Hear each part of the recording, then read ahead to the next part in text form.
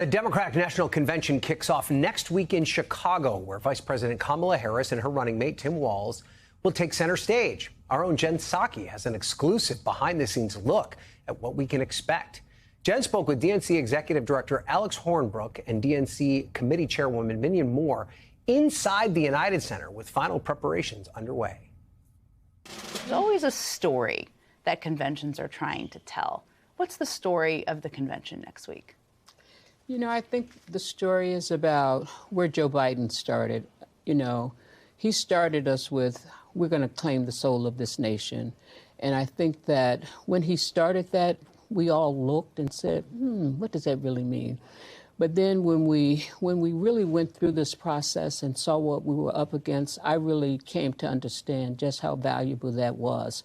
And so we decided that not only were we going to anchor in that, because he's always thought about unity, bipartisanship, it became the theme of who we were. And so that's, to me, the underlying story of all of this. We are going to continue the work of the Biden-Harris administration.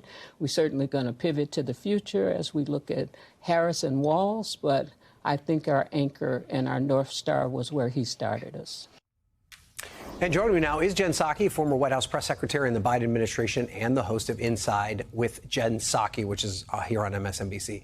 Jen, I think it's pretty safe to say that there's a lot riding on this convention for Kamala Harris. She has an unbelievable amount of momentum right now. She'd like to sustain that. Right. How is she going to use this convention to keep that momentum up? Well, you're right. I mean, it's only been 3.5 weeks. It's hard to believe since she kind of stepped in and now is at the top of the ticket.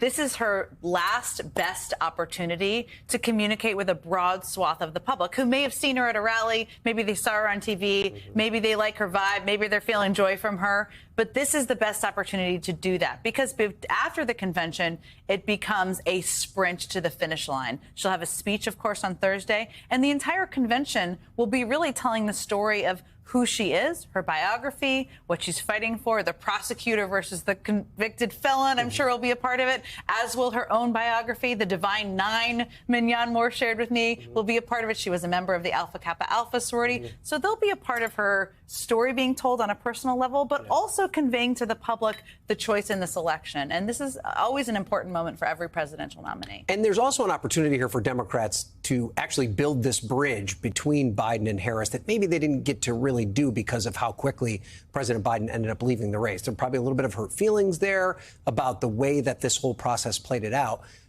He's going to have his opportunity to kind of give somewhat of a farewell speech on Monday. What should we expect from that? That's exactly. I was thinking about this earlier today. I mean, this is also probably his last huge speech that he will give. We don't know if he'll give a final speech in January or whatever it may be, but this is also a huge moment for President Biden. I would expect, first, he's beloved in the party, and even more so now. He was before, but even more so now, given the choice he made just a couple of weeks ago. And to your point, this is really a baton passing in many ways. He's speaking on Monday night. I would anticipate a big standing ovation for him in the room. I have been talking to staffers who are feeling emotional. They're feeling elated. They're feeling sad. I know a lot of old Biden alumni are going to be flying in to be there that night. I think there's a staff party happening afterwards. But for President Biden, I think this is his opportunity to tell the story of how he sees this moment in history. As you heard Minyon say in that clip, he's always been a believer in the possibility of bipartisanship. He's a believer in civility. He's a believer in getting things done for the working man and working woman. I expect those themes to be in his speech, as well as a defense of the soul of the nation, which is a phrase and language he used in 2020. He's continued to use, and he sees that as essentially the choice that has been the choice in this election and will continue to be for the remaining period of time. It's dangerous to read into body language, but I watched that joint appearance between Harris and Biden.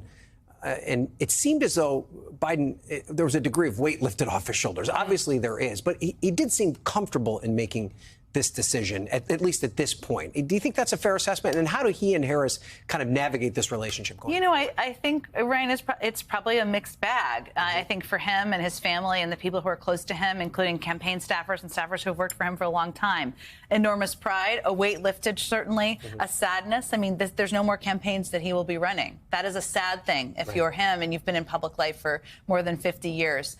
I think their relationship is one where it's complementary, and that's what the presidential and vice presidential relationship should be. They have different strengths.